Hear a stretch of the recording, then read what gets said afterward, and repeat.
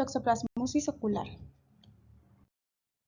La toxoplasmosis ocular es una enfermedad ocular causada por la infección del ojo con el parásito Toxoplasma gondii y es la causa más común de inflamación ocular en el mundo. Su diagnóstico se basa en la detección en los pacientes de anticuerpos dirigidos a antígenos del parásito o del ADN del parásito.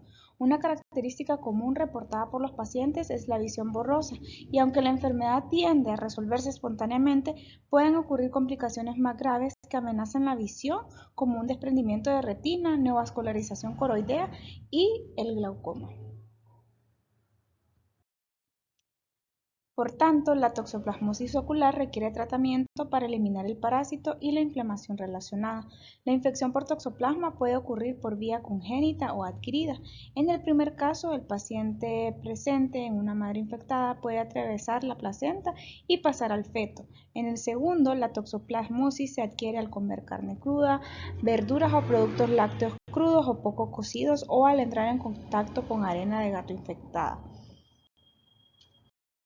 Vamos a revisar varios artículos y lo que nos habla de toxoplasmosis ocular. En este artículo se hace una revisión del diagnóstico y de las medidas terapéuticas que podemos tomar ante esta patología. Los resultados de este estudio fueron que la toxoplasmosis ocular es una de las etiologías infecciosas más frecuentes de uveitis posterior, suele presentarse con retinocoroiditis. Hay que establecer un diagnóstico preciso, depende en gran medida de la detección de características clínicas, características de la patología. Además de la evaluación de las características clínicas, el diagnóstico de toxoplasmosis se basa en gran medida en las pruebas serológicas. La detección del ADN del parásito en el humor acuoso o vitrio puede proporcionar evidencia para un diagnóstico definitivo. La base actual del tratamiento, en caso de ser necesario, es el uso de antibióticos orales con corticosteroides sistémicos. La evidencia reciente sugiere que se pueden utilizar otros enfoques terapéuticos como los antibióticos intravítreos. Los avances recientes en el enfoque diagnóstico y terapéutico han contribuido a prevenir o limitar la pérdida de visión en pacientes que padecen toxoplasmosis ocular. Se requieren más estudios para proporcionar una mejor comprensión de la epidemiología, patogénesis, diagnóstico y tratamiento con un impacto significativo en el manejo de esta desafiante entidad clínica. En este artículo nos basamos en los aspectos clínicos de la enfermedad. Entonces, como conclusión de este artículo y como recomendación, a pesar de que hay muchos avances en el tratamiento de la toxoplasmosis ocular, aún quedan sin resolver importantes cuestiones clínicas relativas a la epidemiología, el impacto de las cepas de parásito y el papel de la respuesta inmune inmunopatológica y también sobre los enfoques terapéuticos. Los avances de la biología molecular han mejorado la capacidad de diagnosticar presentaciones atípicas de esta enfermedad. Como resultado, numerosos pacientes sin duda se han beneficiado de una intervención más temprana, particularmente en el contexto de inmunosupresión. El tratamiento y la profilaxis de la toxoplasmosis ocular, pues en una retinocoroiditis activa con o sin tratamiento se espera que se resuelva de 1 a 2 meses en personas que son inmunocompetentes, mientras que la remisión sin tratamiento sería excepcional en personas con inmunodeficiencia. De todos modos, incluso si es posible que un número constante de casos de toxoplasmosis activa se resuelva espontáneamente, la terapia antimicrobiana puede estar asociada con una reducción del tamaño de la lesión en la retinocoroiditis activa y una recuperación visual más rápida, así como una reducción en los riesgos. En este artículo analizamos las diferencias fenotípicas entre el toxoplasma IgM positivo e IgM negativo de estos pacientes y como conclusión se llegó que este estudio demostró las diferencias significativas que existen en las características clínicas de la toxoplasmosis ocular según el estado sérico del IgM. Los pacientes con IgM positivo eran mayores, tenían menos probabilidades de informar dolor, tenían niveles más bajos de inflamación intraocular, pero tenían más probabilidades de tener afectación macular. También encontramos que la edad se correlaciona con lesiones más grandes y periféricas.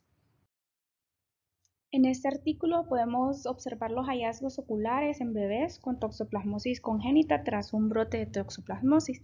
Se observaron tasas altas de prevalencia de manifestaciones clínicas en bebés con toxoplasmosis congénita después de un brote de toxoplasmosis transmitida por el agua, el mayor descrito hasta ahora. Las calcificaciones cerebrales fueron mayores en los bebés con anomalías oculares y la infección materna durante el tercer trimestre del embarazo se asoció con una tasa más alta de toxoplasmosis congénita, independientemente del tratamiento materno. En este metaanálisis se observan los factores de riesgo de recurrencias y de afectación visual en pacientes con toxoplasmosis ocular. Entonces se mostró que los factores clínicos como ser mayor de 40 años, pacientes con lesiones de toxoplasma ocular de nuevo o con menos de un año después del primer episodio, la afectación del área macular, lesiones mayores a un diámetro discal, toxoplasmosis congénita y compromiso bilateral tuvieron mayor riesgo de recurrencia. Además, factores ambientales y parasitarios como precipitaciones, región geográfica donde se adquiere la infección y cepas más virulentas confieren mayor riesgo de recurrencia.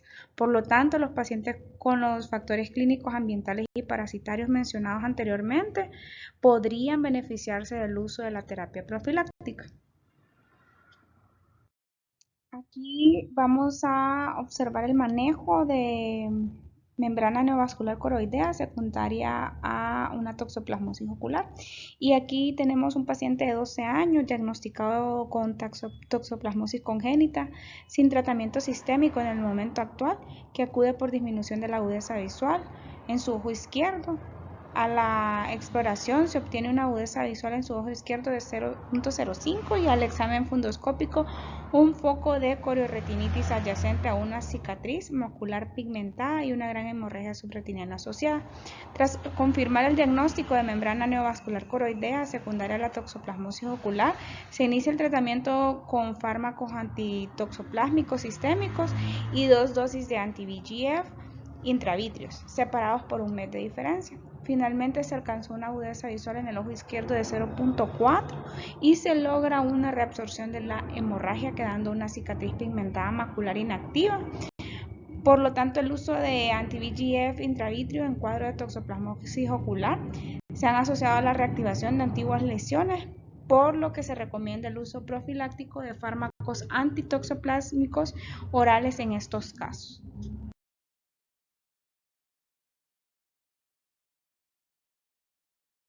En este artículo se hace un análisis de la asociación que puede tener un trauma ocular y la activación del toxoplasma ocular.